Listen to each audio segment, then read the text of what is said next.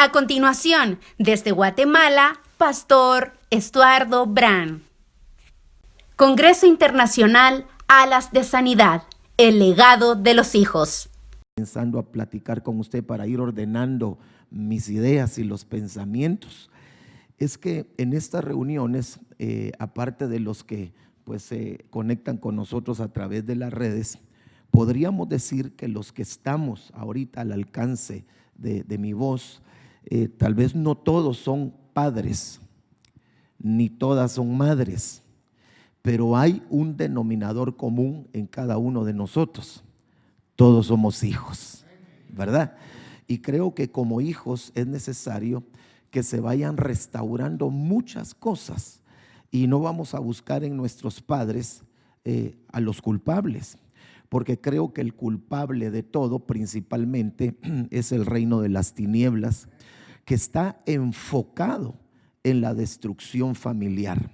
Por eso una de las cosas que yo le recordaba ayer es que antes del día terrible, antes del periodo tribulacionario, dice la Biblia en Apocalipsis capítulo 8 verso 12, y es importante recordar algunas cosas para ir dándole un martillazo nuevamente a esas enseñanzas.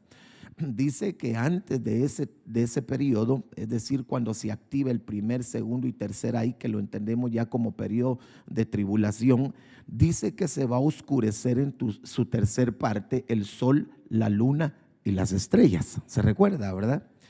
Y entonces cuando vemos el sueño, el segundo sueño que tuvo José, y que el Señor le muestra en ese sueño profético que el sol, la luna y las estrellas se estaban inclinando, el padre Jacob recibe la interpretación de ese sueño y le dice: ¿acaso yo, tu madre y tus hermanos vamos a inclinarnos delante de ti? Entonces esto nos lleva a entender y a explicar que el oscurecimiento, que eso ya nos habla de tinieblas, ¿verdad? El oscurecimiento parcial que está viniendo sobre la paternidad, maternidad y hermandad es muy fuerte en este tiempo. Y quiero recordarle otra cuestión más. La Biblia dice, bueno, y fue dejado escrito hace más o menos unos 2000 años, que la noche estaba muy avanzada. Entonces imagínense cómo estará la noche ahora, qué intensidad de noche hay. Entonces creo que para ninguno de nosotros puede estar oculto el hecho de que la paternidad está siendo destruida. La maternidad está siendo destruida y también la hermandad.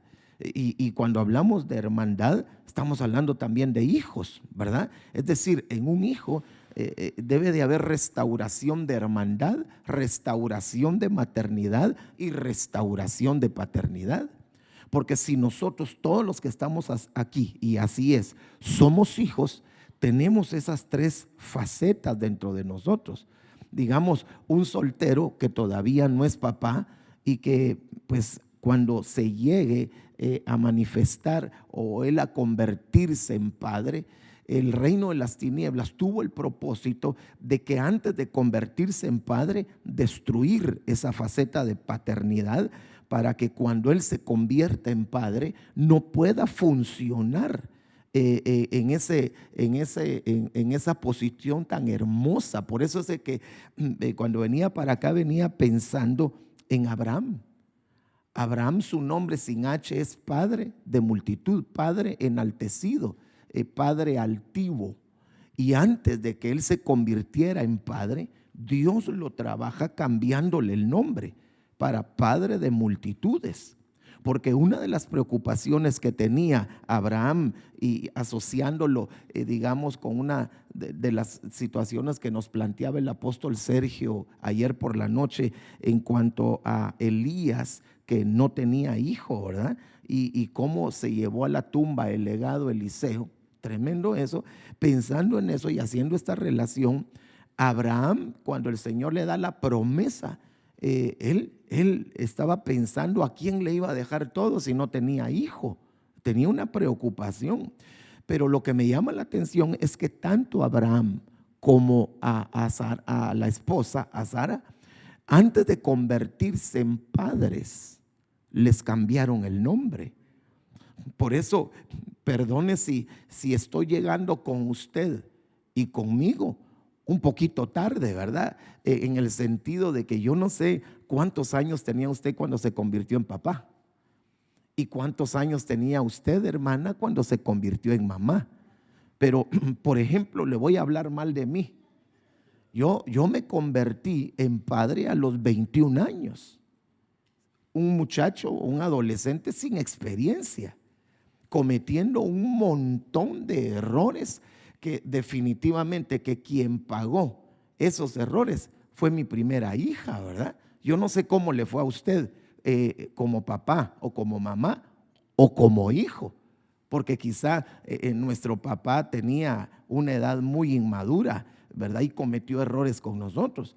Y está comprobado por la psicología que, digamos, el hemisferio derecho del hombre comienza su madurez familiar a los 30 años. Y por alguna razón, bueno, que ahora sí podemos entender, vemos en la Escritura cómo el Señor Jesucristo a los 30 años, Él comienza su ministerio. Jesucristo todavía no se ha casado.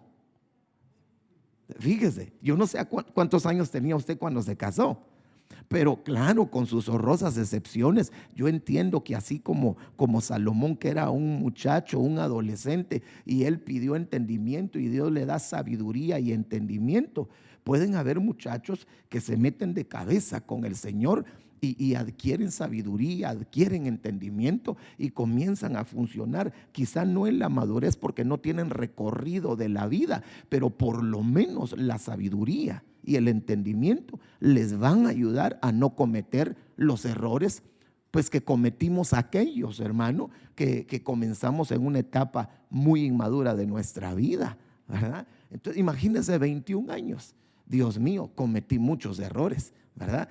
Y una madre haberse convertido tan jovencita en madre, ¿verdad? Ya casi que la confunden a ella como la hermana de sus propios hijos, ¿verdad? Por muy jovencita. Pero ahí es donde el enemigo se anticipa para tratar de estorbar una paternidad y la maternidad en hijos e hijas que todavía no lo son, para que cuando lo sean comiencen, hermano, a cometer una serie de imprudencias y de situaciones de las cuales uno se va arrepintiendo, ¿verdad? Entonces fíjese que estos pasajes son bien conocidos, pero quiero ir usándolos como fundamento para el desarrollo de esta temática. Efesios capítulo 3 verso 14 nos hace comprender que la paternidad, más que un concepto, es un principio que se originó en la mente y en el corazón de Dios. Entonces usted sabe que las leyes creadas o establecidas por el hombre, esas leyes pues llegan a su culminación, pero los principios de Dios son eternos, ¿verdad? Entonces en Efesios capítulo 3 verso 14 dice: por eso doblo mis rodillas delante del Padre, de quien procede, dice esta versión, toda paternidad. Tanto, le voy a poner algo ahí, tanto la paternidad en el cielo como la paternidad en la tierra. Y de aquí entendemos que si la paternidad es un principio que se originó en la mente y en el corazón de Dios, pues el reino de las tinieblas está enfocado, repito, en la destrucción de ese principio de paternidad, ¿verdad? Y entonces aquí entendemos que cuando aquí habla de cielo, aquí lo dice de una manera singular, pero se está refiriendo a los Shamaín, a los cielos. Y usted sabe que por lo menos la Biblia literalmente describe 7 cielos. Al tercer cielo fue donde se llevaron al apóstol Pablo. Pero entonces hay paternidad allá arriba y hay paternidad terrena, e indudablemente que hay una paternidad de orden espiritual. Pero yo quiero referirme ahora a la paternidad terrena, biológica, que ahí es donde nos compete a nosotros entender mire, sin salir frustrados, pero sí reflexionando de cómo está fluyendo la paternidad o maternidad en aquellos que ya somos padres.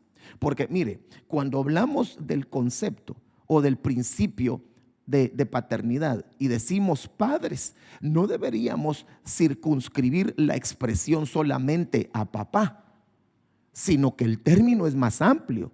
El término de paternidad o de padres incluye también a la madre, ¿verdad? Entonces el enemigo está muy interesado en meter, como decía el pastor Denis, ¿verdad? En meter todas esas ensartas de cosas negativas para ir bloqueando una paternidad y una maternidad conforme a los principios que Dios ha dejado aquí establecidos en la palabra. Entonces, mire este peligro. En Malaquías capítulo 4, verso 5, quiero enfocarlo hoy en base a la paternidad. Ayer lo enfoqué en base al servicio, pero ahora quiero enfocarlo de esta manera. Malaquías capítulo 4, verso 5. He aquí, yo os envío al profeta Elías antes. Diga por favor, antes que venga el día del Señor. El día del Señor es el periodo tribulacionario. Es un día grande y es un día terrible.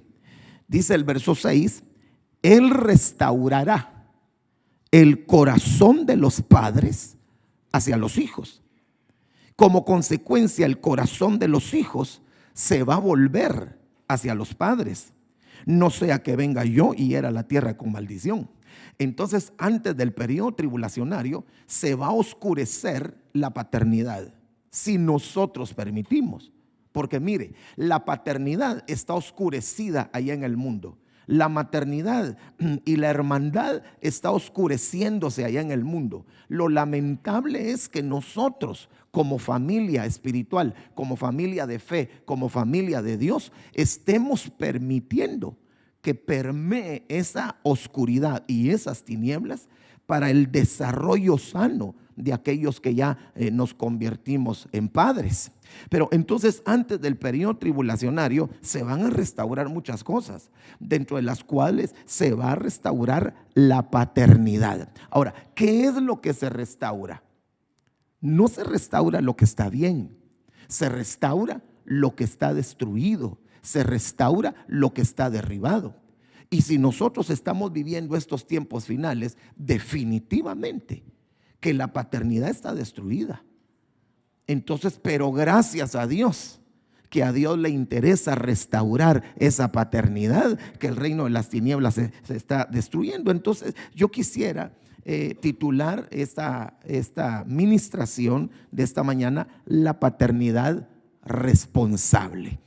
Ok, entonces quiero leerle dos pasajes más, porque mire, ¿cómo vamos a poder desarrollar una paternidad responsable si en nuestra faceta de hijos, antes de convertirnos en padres, destruyeron el cimiento de la paternidad? Porque fíjese que bien interesante, dice la Biblia, lo vamos a leer en un momentito, pero dice la Biblia, usted lo ha leído muy bien y se lo recuerdo, que cuando el Señor formó a la mujer, dice que la formó sacó de una de las costillas y formó una mujer, ¿se recuerda? A una isha, a una esposa. Pero esa expresión formación o formar es baná, ¿verdad?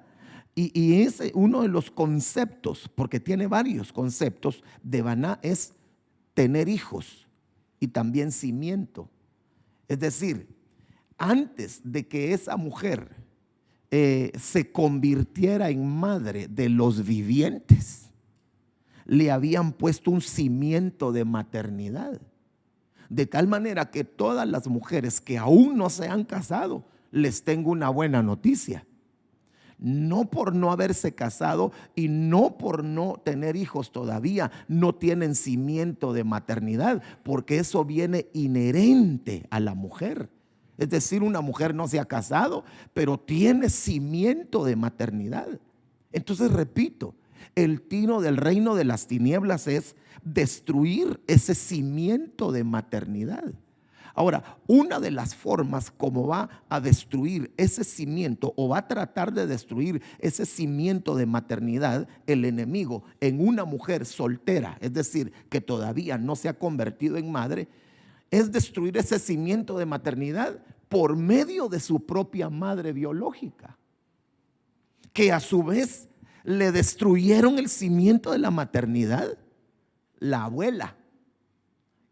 O la madre de ella, que a su vez, o sea, cuando tiramos generacionalmente, vemos que el cimiento de la maternidad venía destruida de generación en generación, ¿verdad? Porque mire, como estamos hablando de padres, y también tenemos que hablar de las madres.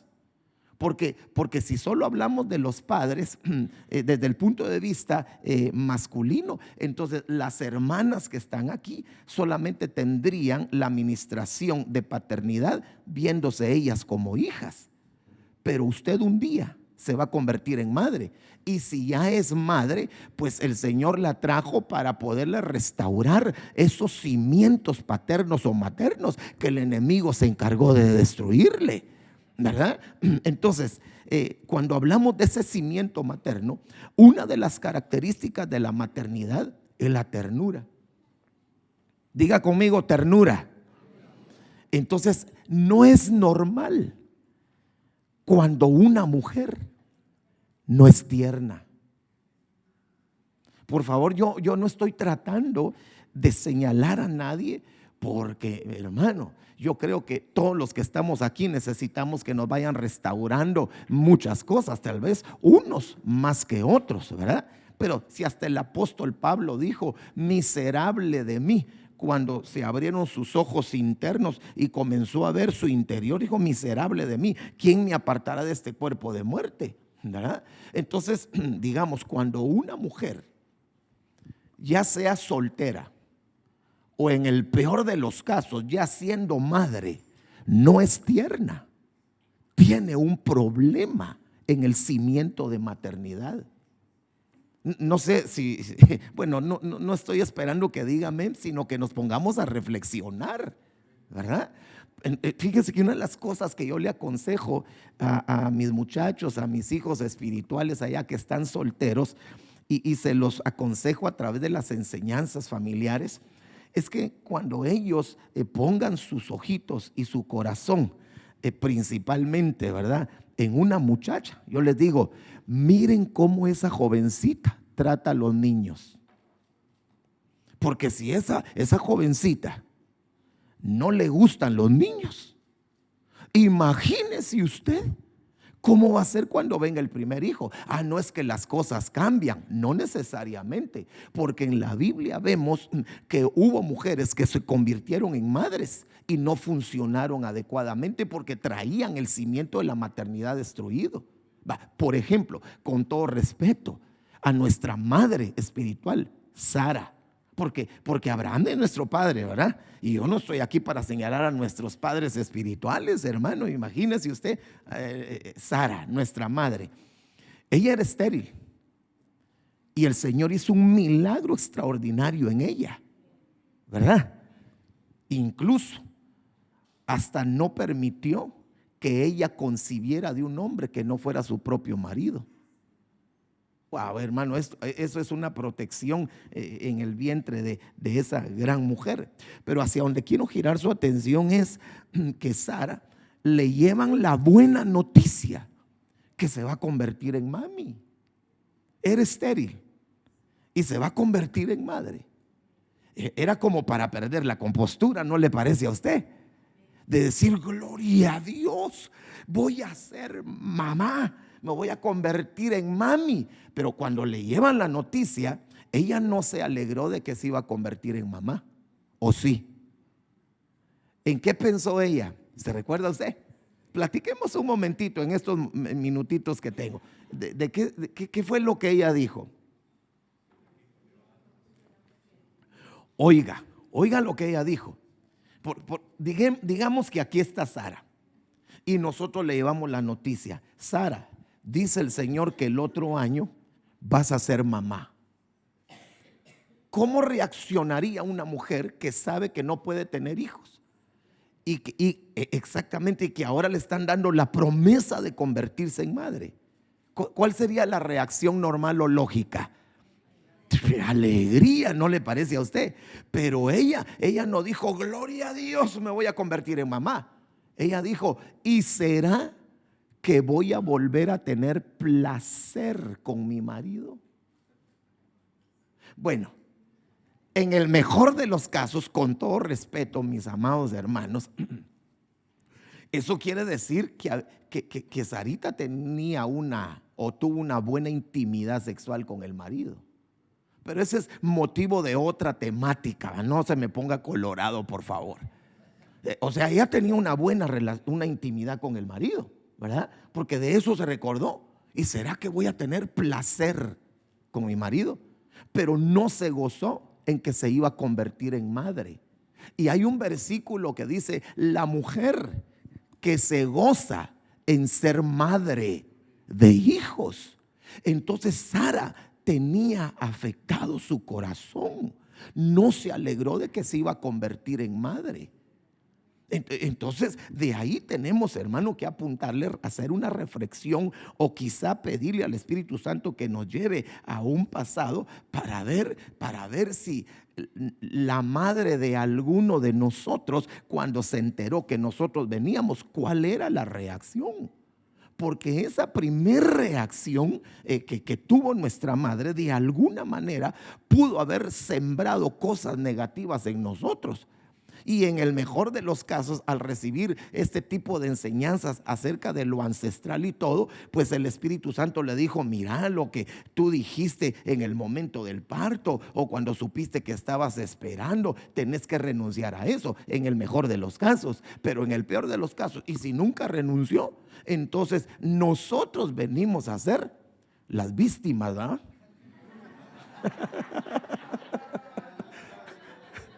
¿O no? Víctima, dice usted, ¿verdad? Pero entonces tenemos que pedirle al Señor que nos ayude. Entonces vuelvo a la carga, pero ya voy también con el papá.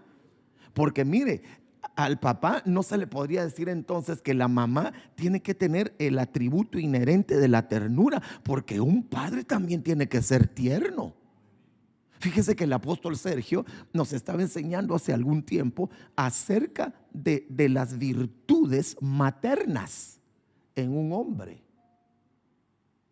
sin que se le caiga la mano, ¿eh?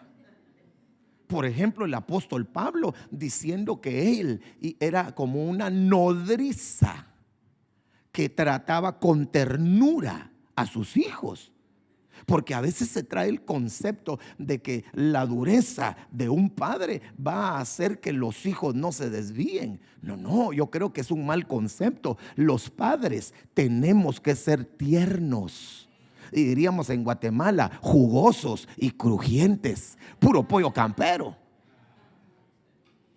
Entonces los padres y las madres tenemos que ser tiernos. Y ahí tenemos que hacernos la siguiente pregunta. ¿Será que yo como papá o como mamá soy tierno o tierna con mis hijos? Porque si no lo soy, por eso vinimos a este congreso. Mire, la intención de los que nos paramos aquí no es restregarle a usted todos los mensajes y decirle usted está mal, sino meternos todos nosotros y ser ayudados por esa bendita palabra que tiene el poder de levantar lo que está caído y de restaurar y de reparar lo que está destruido. ¿Verdad? Porque de aquí no podemos salir frustrados. De aquí vamos a salir con la esperanza de que el que empezó la buena obra la va a perfeccionar en cada uno de nosotros.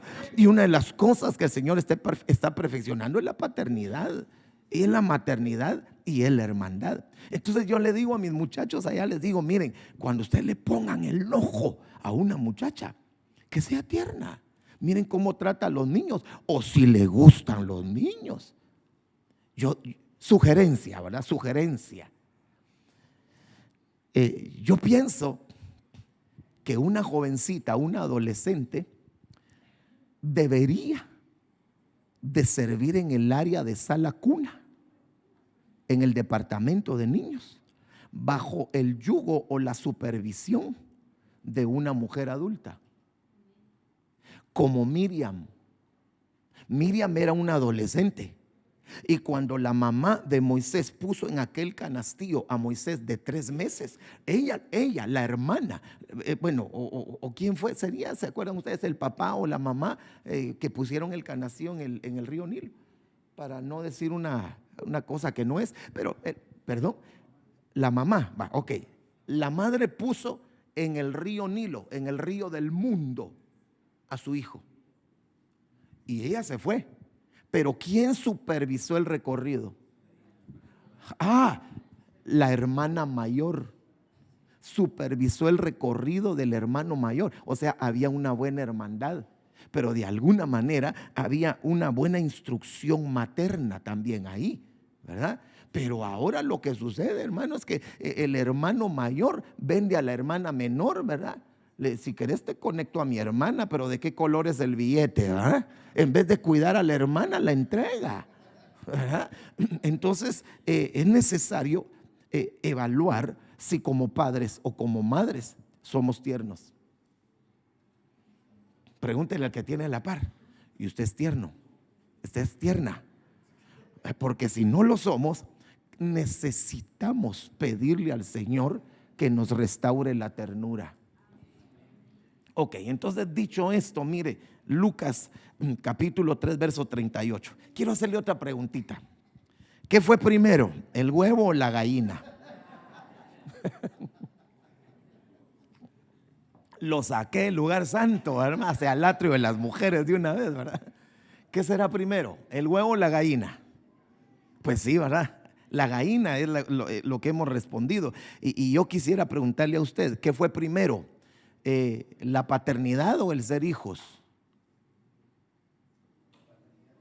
La paternidad, porque según lo que leímos en Efesios, se recuerda que toda paternidad, ¿de dónde procede? Del Padre celestial. Entonces hay paternidad ya. Pero miren lo que dice Lucas capítulo 3, verso 38, y está hablando de la genealogía de Jesús. Y cuando empieza a hablar, dice Jesús, hijo de José. Hijo de José, pero en este último versículo dice hijo de Nos, hijo de Set, hijo de Adán, y Adán, hijo de Dios. Entonces Adán como hijo, mire lo que dijo en Génesis capítulo 2, verso 24, como hijo, porque Adán no tuvo padre terrenal, no tuvo padre biológico, pero sí tenía Padre celestial. Es decir, Adán traía una administración paterna en su espíritu, que el enemigo se encargó de destruir, hermano. Al punto que, mire cuál era el tiro del enemigo: sacar, si lo vemos desde esta panorámica, sacar la paternidad y la maternidad del huerto, para que entonces fuera del huerto hubiese muerte, mientras que en el huerto había una fluidez de paternidad y maternidad extraordinaria. Pero si estando ellos dentro del huerto metió, hermano, se metió la serpiente, imagínese usted aquellos que no estamos protegiendo la maternidad y la paternidad que Dios nos ha dado. Pero dice acá: por eso deja el hombre a su padre y a su madre, y se une a su mujer, y vienen a ser los dos una sola carne. Esta es la primera vez que aparece padre o paternidad en las escrituras y maternidad. Solo tal vez para ir afinando un poquito más antes que pase a lo otro, de conceptos. Uno de los conceptos que yo encontré, no quiero decir que sea el único, acerca de la paternidad, es que es la conexión que existe entre un padre con los hijos. Pero uno de los conceptos, según la palabra de madre, que se escribe EM en la escritura, es lazo familiar o lazo de familia.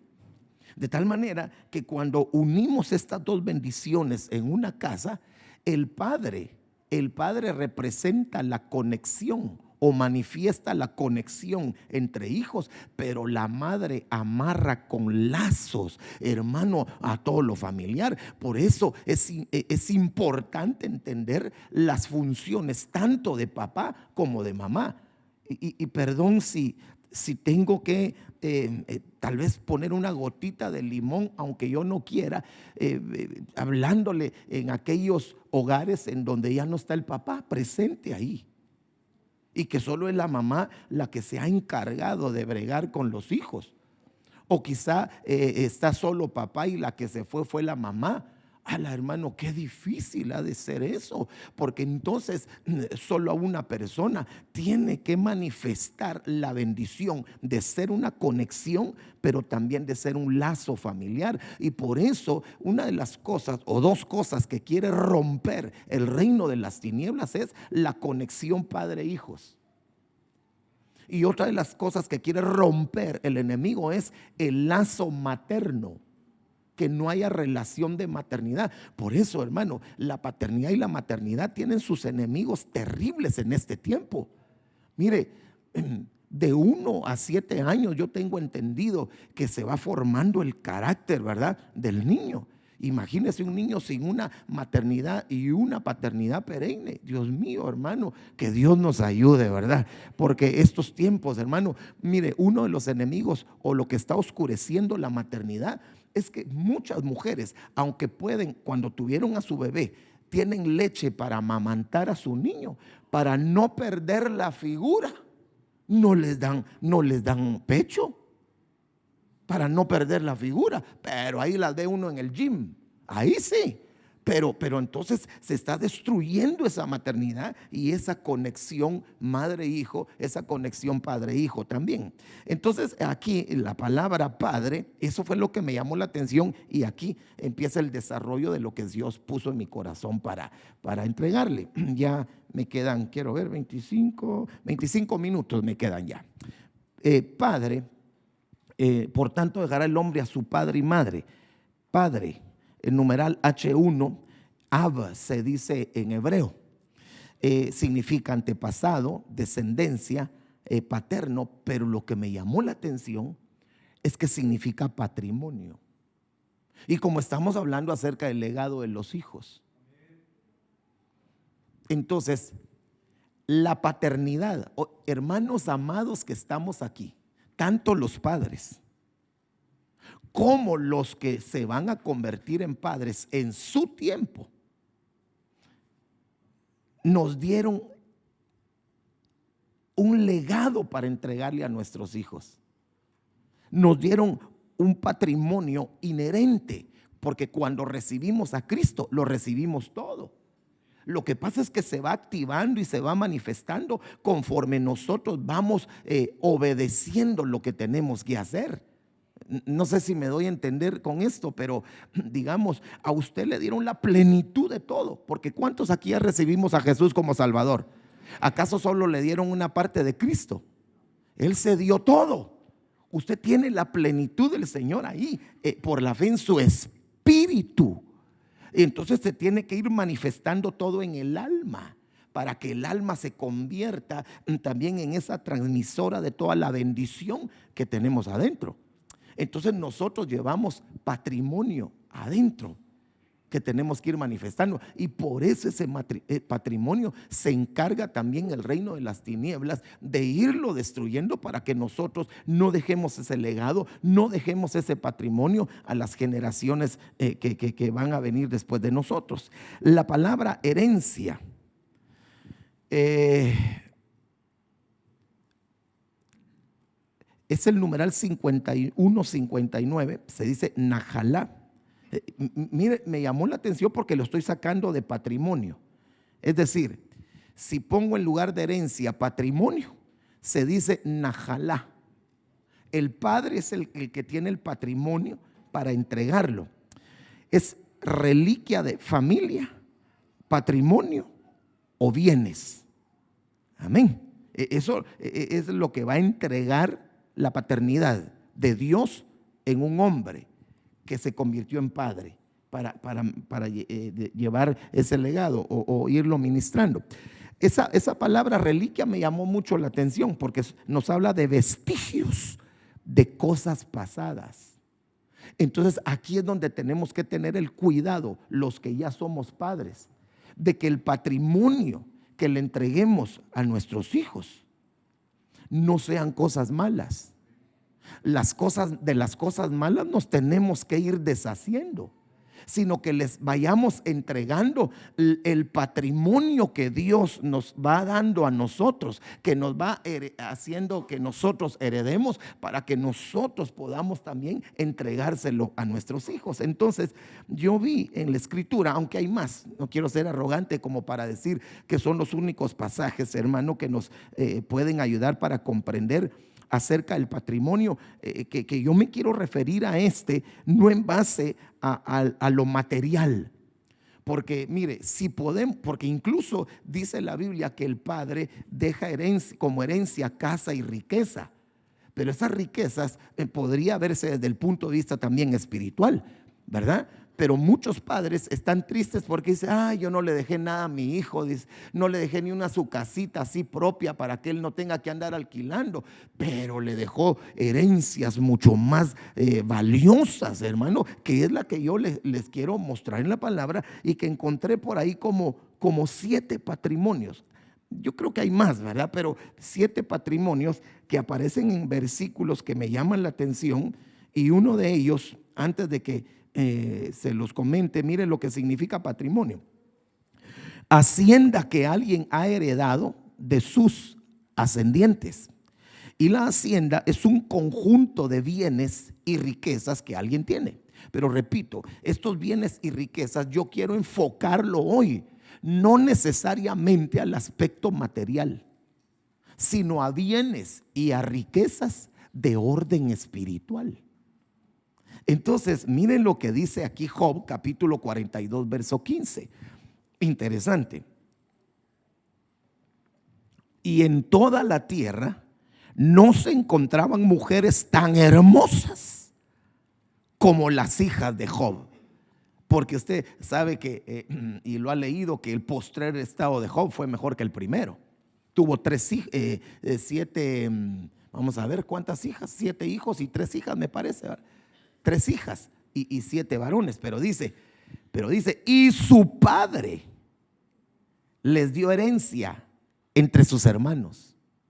Pero note, a Job le tuvieron que haber restaurado antes que perdiera hijas, le tuvieron que haber restaurado algo que tenía destruido en su corazón. Porque ahora Job está pensando en dejarle herencia y en hacer partícipe de la herencia y del patrimonio también a sus hijas.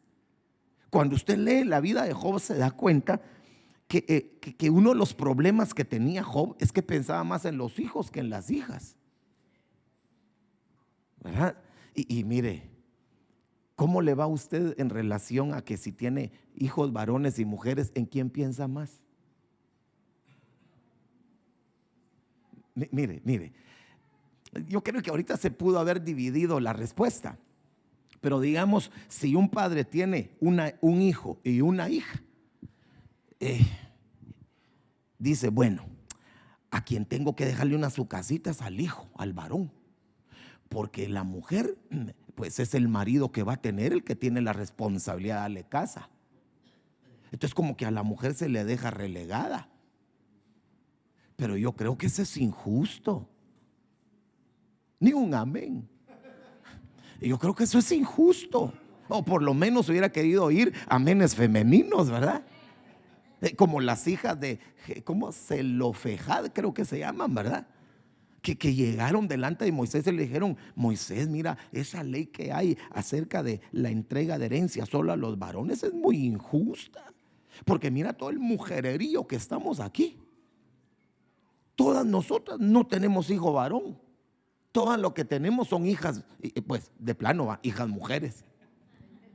Y entonces Moisés no les contesta porque la pregunta era cardíaca, hermano.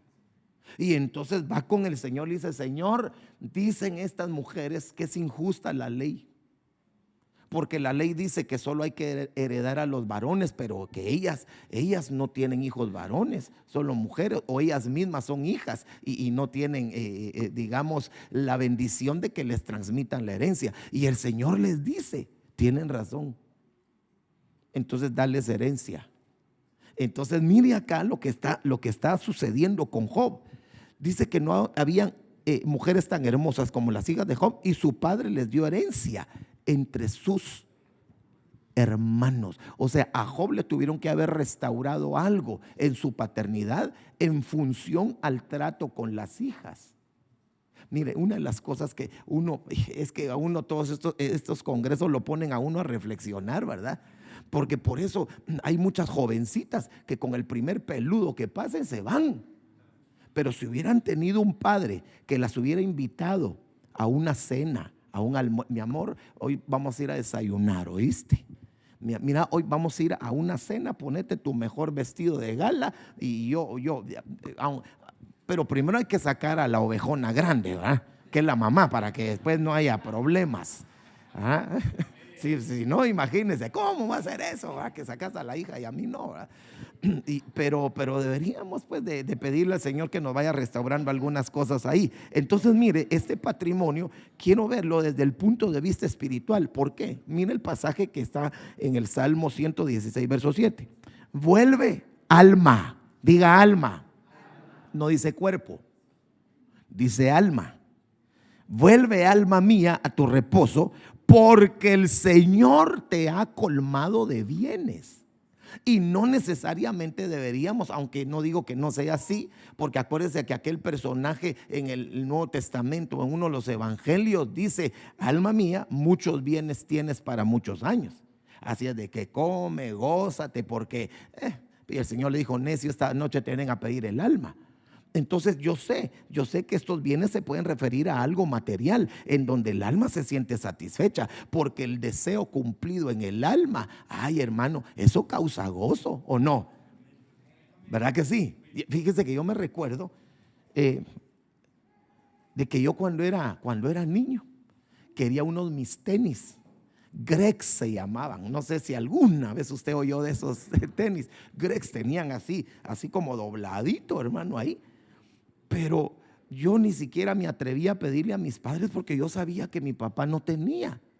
Dije no. Entonces yo miraba a todos mis cuates cuando íbamos a jugar básquet, porque aunque usted no lo crea, yo jugué básquet. Y entonces, tenían eso, y yo siempre quería eso. Vivíamos en un lugar donde había mucho calor, y los tenis que yo usaba tenía que tener mucho cuidado de andar en el pavimento para que no se me quedaran pegados. O sea, qué cardíaco. Y yo me recuerdo que ya cuando me casé, y tenía más o menos como un año y algo, el primer sueldo que tuve, hermano, de ese trabajo, me acuerdo que llevaba el sueldo cuando me bajé del bus y caminaba. Yo no sé cómo, pues no sé cómo, la verdad. Yo no iba viendo vitrinas. Se le puede llamar vitrinas aquí, ¿verdad? Ok. Yo no sé cómo pasé por una zapatería que ni yo me iba percatando de que habían zapaterías. Bajé del bus y solo bajé y me quedé. E hice el paso de Michael Jackson, ¿va? Y cuando veo en la vitrina, ni sabe qué miro: los Gregs. Y cuando compro esos tenis, hermano, yo sentí que llevaba el cielo, hermano. Dije, Dios mío. Ya ni me los ponía tampoco, hermano. Era una reliquia familiar. Pero yo no sé si a usted le ha sucedido. Tal vez no tuvo para jugar una su Barbie, y ahora ya de grande tiene colección de Barbies, ¿verdad? Que no es malo. No es malo. Pues no sé, ¿va? Hasta qué punto no será malo. Pero como que el Señor, el deseo que le cumple al alma, el alma se alegra. Claro, entonces podemos ver que aquí pueden ser bienes materiales que están trayéndole reposo al alma, pero el enfoque es que estos bienes, que pueden ser riquezas, patrimonio o legado, son cosas que le van a dar reposo al alma. Entonces, dentro del legado de estos hijos, Mire aquí, en estos 34, 40, 14 minutos que me quedan. Eclesiastés capítulo 7, verso 11, leo la versión Martín Nieto. Buena es la sabiduría como un patrimonio y aprovecha a los que ven el sol. Entonces, uno de los legados, y ayer nuestro apóstol nos hablaba, ¿se acuerda? De la sabiduría, del conocimiento y de la destreza. ¿Se acuerda? Era que uno de los males que nos mencionó, pero aquí uno de los patrimonios es la sabiduría. Ahora, aquí tenemos que hacernos dos preguntas por lo menos. ¿Será que nuestros padres nos dejaron como legado la sabiduría? ¿O nosotros que ya somos padres estamos dejándole ese legado de sabiduría a nuestros hijos? Porque tendría que hacer esas dos preguntas, ¿verdad? Entonces, mire, capítulo 9, verso 1 de Proverbios. La sabiduría ha edificado su casa y ha labrado sus 7 columnas. Pero antes que entre en el desarrollo de esto, ¿por qué es importante la sabiduría? Porque con sabiduría podemos edificar la casa, con sabiduría podemos edificar la familia. Mateo capítulo 7 dice: ¿a quién compararé a un hombre sabio? Sino aquel que oye mis palabras y las pone en práctica. Ese es el que edifica la casa, la familia, el matrimonio sobre la roca inconmovible que es Cristo. La Biblia dice en Proverbios capítulo 14 verso 1: la mujer sabia edifica su casa. Entonces aquí no hay medias tintas. O nos convertimos en sabios edificadores, o nos vamos a convertir en insensatos destructores. Porque aquí el que no se transforma en un edificador, se va a transformar en un destructor. Mire, en este quehacer pastoral uno oye tantas cosas, y una de las cosas que me recuerdo y vienen a mi mente ahorita es unas palabras que me dijo una vez un hermano ya casado y con hijos. Me dijo: pastor, dígame, ¿por qué yo, amando tanto mi familia, yo mismo la destruyo? Y definitivamente ahora entiendo que aunque la amaba, la estaba destruyendo porque ese hombre no había adquirido sabiduría para poder edificar su casa. Y usted sabe que el principio de la sabiduría, ¿cuál es? Es el temor a Dios. Entonces, una de las responsabilidades que tenemos como padres es ser temerosos de Dios, es tener temor de Dios, ¿verdad? Entonces, mire, quiero ver porque, bueno, tal vez más adelante.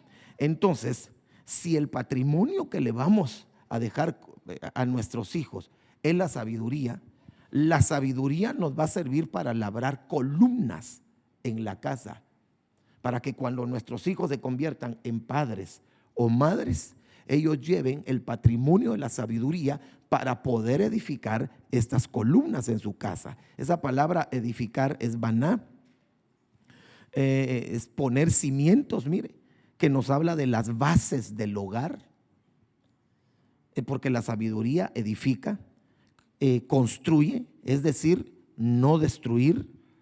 Fortificar es uno de los conceptos de baná, hacer fuerte con obras de defensa un pueblo o un sitio cualquiera para que pueda resistir a los ataques del enemigo. Mire el patrimonio tener hijo nos prepara para ser padres sabios.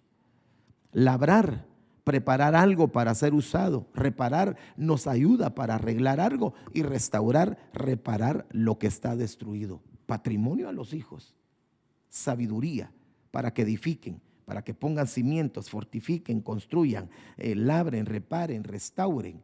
Eso, hermano, tenemos primeramente que hacernos la pregunta: ¿cómo le vamos a poder entregar a nuestros hijos, según lo que nos decía nuestro apóstol ayer, si nosotros no lo tenemos? Entonces creo que el Señor nos trajo a este congreso para decirle: Señor, yo necesito el patrimonio de la sabiduría, ¿verdad? Para irlo desarrollando primeramente en nuestra vida y después dejarlo como un legado. cuando hablamos de columnas en la construcción, estamos hablando de una parte fundamental de cualquier estructura. ¿Qué es estructura según el diccionario? Conjunto de relaciones que mantienen entre sí las partes de un todo. También es el modo de estar organizadas u ordenadas las partes de un todo. Pero me llama la atención que la estructura se está refiriendo como parte de la construcción y como parte de las columnas, hermano, de cómo se deben de mantener las relaciones entre sí. Porque una de las cosas que está sucediendo en los hogares, que los muchachos se están agarrando la calle. Ya yo solo cumplo la mayoría de edad y me voy. Y se empieza a destruir el núcleo familiar porque no hay algo que las conecte. Entonces, esta estructura dentro de las columnas, como una estructura propia de la casa, del hogar, de la familia, nos va a ayudar para mantener las relaciones en la propia casa. Porque aún en la propia casa, digamos, si hay 2 o 3 hijos y que ya tienen, pues en el mejor de los casos, cada uno su cuartito, como que cada quien se encierra y vive su propio mundo. Pero eso no puede ser así. Si en una familia tan rico es la participación de todos, ¿verdad? No que cada quien, pum, pum, pum, pum. Hermano, y cuando sale uno, todas las puertas de todos cerrados, hermano. Y yo no digo que no deban de tener su privacidad, yo me refiero a esa parte de conexión y de relación que se ha perdido, porque son importantes las columnas según la arquitectura. Una columna es un elemento fundamental o principal sometido a compresión, es decir, comprimir, que según el diccionario lo define como oprimir, ejercer presión sobre algo. Esa es una columna. Eso hay que enseñárselo a nuestros hijos, que a veces en la vida se van a encontrar con presiones. ¿Y cómo enseñarles a ellos? No quitarles las presiones, sino enseñarles a cómo sobrellevar las presiones. Por eso miren la paternidad responsable de Abraham, cuando le piden a lo que más él quería. Y entonces va con su hijo. ¿Y quién llevaba el cuchillo? Y el fuego. Y la leña. La leña la llevaba el hijo. O sea, lo de más peso lo llevaba el hijo, no el padre, pero el padre lo iba acompañando. Entonces hay cargas que a veces nuestros hijos llevan y les van a ayudar para ese proceso de madurez que tienen que alcanzar. Por eso, hermano, cuando uno no tuvo sabiamente esa administración de parte de los padres y cuando uno tenía un problema, inmediatamente se lo quitaban en lugar de enseñarle a uno cómo arreglarlo. Wow, hermano. Entonces uno no va a ejercer esa paternidad responsable sobre los hijos. Solo tiene un problemita y uno se lo trata porque, hermano, uno no quisiera que a los hijos les pasara lo que a uno le pasó, hombre, ¿verdad? Usted no quiere que a los hijos ni siquiera los toquen con una pluma. Pero a veces nuestros hijos van a pasar por determinadas circunstancias que les van a ayudar. Sin embargo, las columnas suelen tener siempre pequeñas imperfecciones de material y de fabricación. Es decir, el tipo de crianza que se tuvo es fundamental para el desarrollo de la casa. Una columna tiene a pandearse siempre en la dirección en la cual es más flexible, que tiene la disposición a doblarse fácilmente. Interesante eso. Esa es una, digamos, característica de una columna. Y sabiamente la sabiduría edificó 7 columnas. Y una de las características de una columna es que es flexible. Yo no sé qué clase de padres tuvo usted y usted no sabe qué clase de padres tuve yo, pero hay una paternidad que a veces es bien inflexible, hermano. Es una paternidad muy rigurosa, es una maternidad muy rigurosa, pero se necesita de la sabiduría para que esa columna sea flexible. Por ejemplo, ahorita se me está viniendo un padre inflexible y ya prácticamente me quedan 5 minutos para terminar. 5, ¿verdad? Llevo 10 minutos, ok. Se me vino ahorita a mi mente un padre. ¿Cómo se llama? Es que se me confunde ese nombre. No sé si era Jefté o Gedeón. ¿Querías decir algo, no? Así.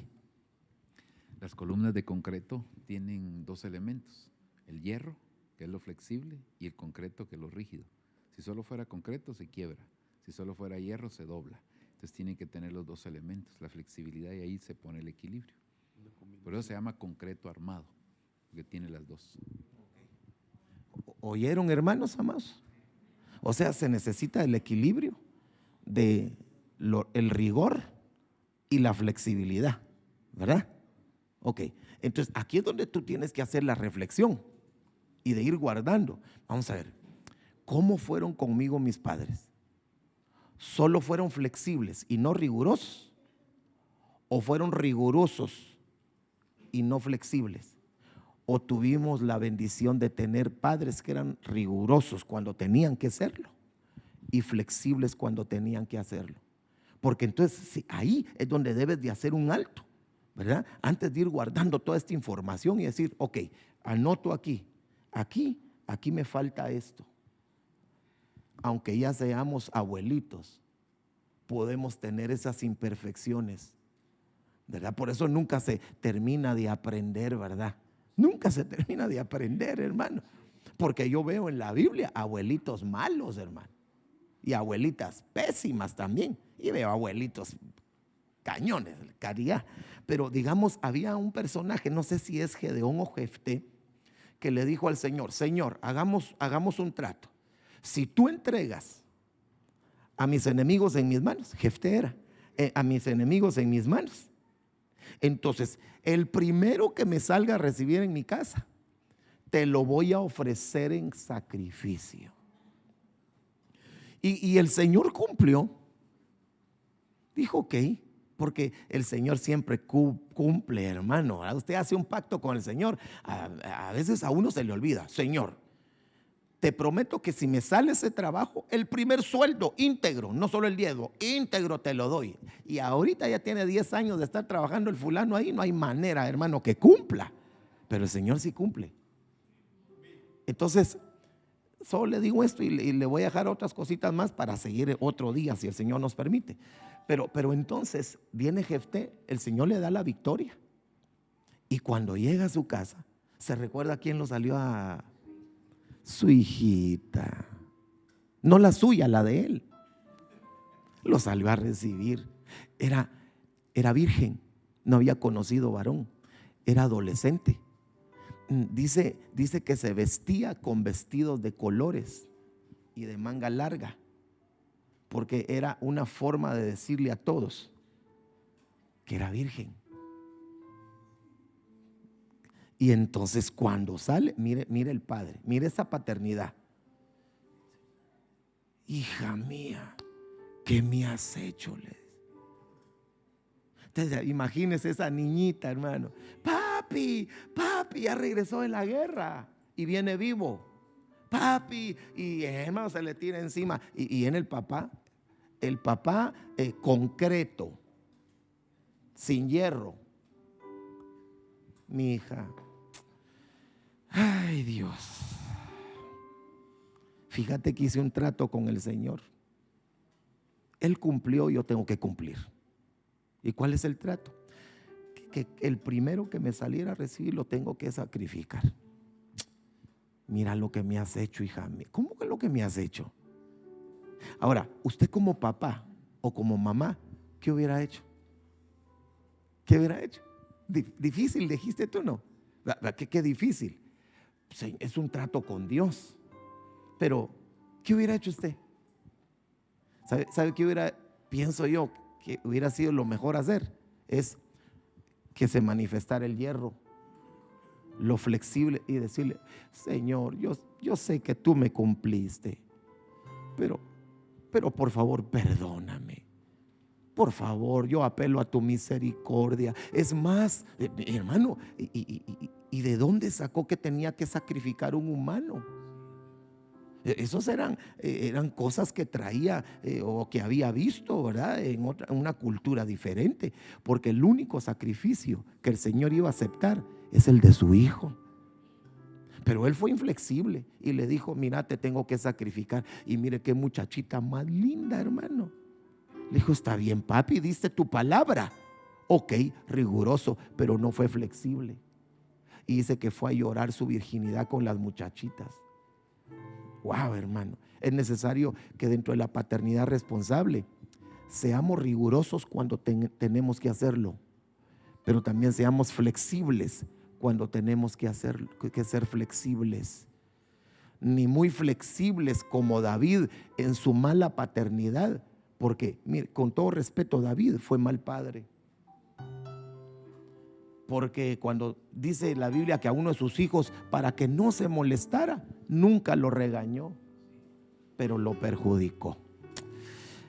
¿Qué le parece si oramos al Señor y le suplicamos que Él, que conoce nuestra vida, conoce las destrucciones que vienen o han venido de generación en generación en nuestro corazón, en nuestra alma, pues en este tiempo Él pueda restaurarlas? Nos tomamos unos segunditos para orar, ¿le parece?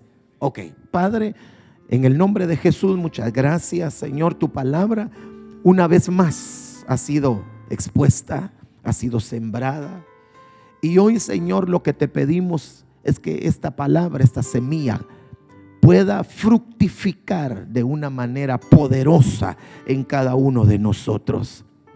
Que la palabra tuya venga a restaurar aquellas áreas en nuestra alma que están destruidas. Nosotros creemos y confiamos con todo nuestro corazón que tú tienes el poder para restaurar lo que está destruido. Por favor, restaura ese cimiento de paternidad.